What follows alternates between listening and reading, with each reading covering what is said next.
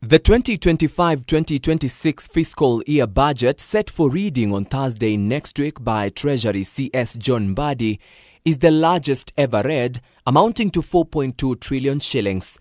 But even in this budget, the country's financial woes will continue to haunt ordinary citizens as Kenya plans to spend 1.1 trillion shillings in debt repayment, which in March stood at 11.36 trillion shillings. With the upcoming budget witnessing a rise of more than 300 billion shillings from 3.9 trillion shillings in the current fiscal year, Kenya is set to accumulate even more debt as the government will need to borrow 876.1 billion shillings to meet various needs. In this borrowing, the Ministry of Finance has requested to borrow 284.2 billion shillings from outside the country, while 591.9 billion shillings will be borrowed from local banks, which could plunge the country into a crisis, calling for Kenyans to dig deeper into their pockets. That we have borrowed for the last few months 1 trillion Kenya shillings. The entire President Kibaki's 10 year, he borrowed less than 1.2 trillion Kenya shillings.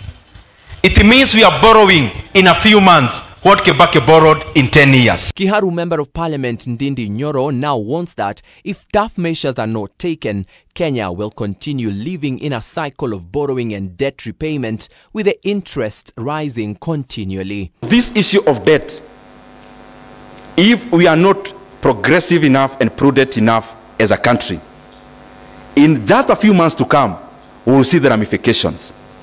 We do not want Kenya to be a case study like Sri Lanka in the year 2002, in the year 2022, 2023. The primary reason was debt. That is irresponsible statement.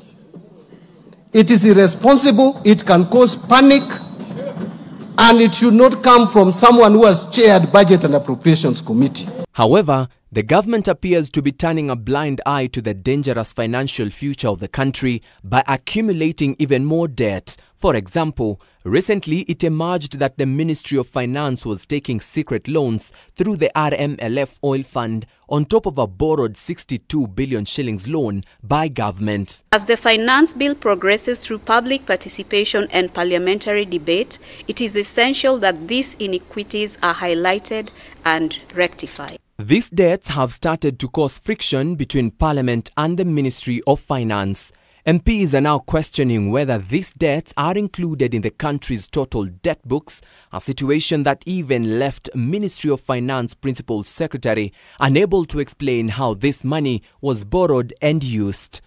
Theo Masharia for K24 TV.